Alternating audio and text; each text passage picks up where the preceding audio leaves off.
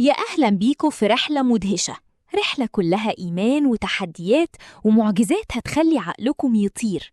النهاردة هنحكي القصة الحقيقية الكاملة لسيدنا عيسى وأمه مريم، قصة من أعظم القصص في التاريخ.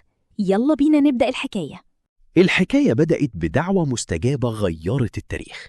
في ضلمة الليل كانت حنة زوجة عمران بتدعي ربنا من قلبها بطفل يكمل مسيرة العبادة والخير في بيت المقدس. ولما ربنا رزقها ببنت مريم ما زعلتش أبدا، بالعكس سمتها مريم ودعت ربنا يحميها. إرادة ربنا كانت مجهزة لمريم دور أعظم من أي حد يتخيله.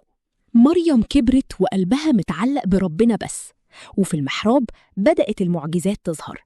سيدنا زكريا كان كل ما يدخل عليها يلاقي عندها فاكهة في غير أوانها، ولما سألها بدهشة: يا مريم جبتي الأكل ده منين؟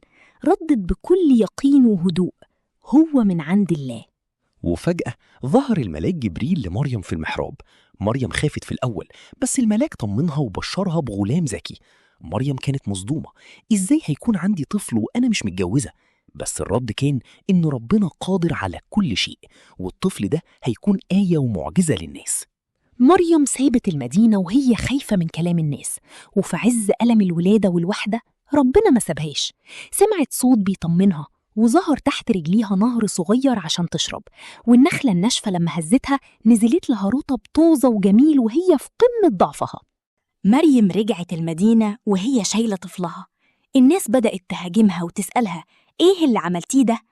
مريم ما ردتش خالص، لأنها كانت صايمة عن الكلام بأمر ربنا. وبكل هدوء شاورت على البيبي الرضيع. الناس استغربت: إزاي نكلم طفل لسه في اللفة؟ وهنا حصلت المعجزة الكبيرة. الرضيع نطق. سيدنا عيسى قال: إني عبد الله آتاني الكتاب وجعلني نبيا. اللحظة دي كانت تبرئة كاملة للسيدة مريم، وإعلان إن الطفل ده نبي مرسل من عند الخالق. سيدنا عيسى كبر بقلب مليان حكمة ونور.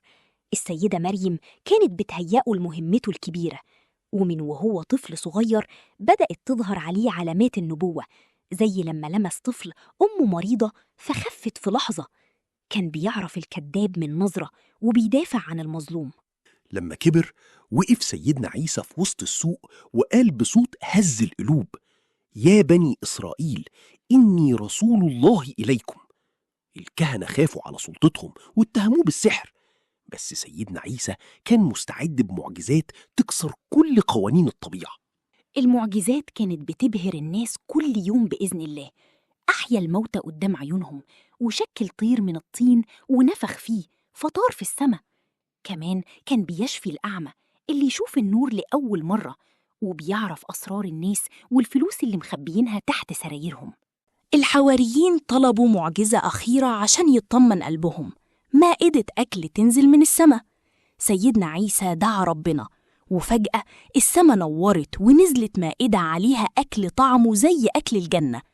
ربنا حذرهم إن اللي هيكفر بعد المعجزة دي هيكون عذابه شديد. الكهنة لما حسوا إن نفوذهم بيضيع قرروا يتخلصوا من سيدنا عيسى، ولقوا يهوذا الإسخريوطي، واحد من أتباع عيسى بس إيمانه كان ضعيف وطماع.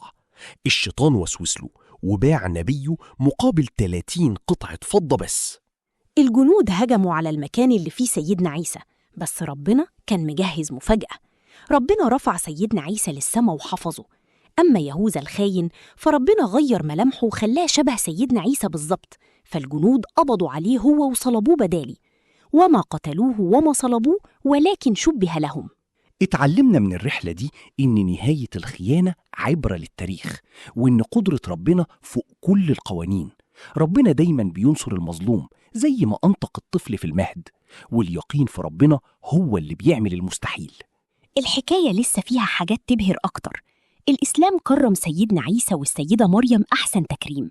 لو عايزين قصص ومحتوى مبهر أكتر تابعوا صفحة نور ساينس AI، وما تنسوش الإعجاب والمشاركة عشان دعمكم بيخلينا نكمل.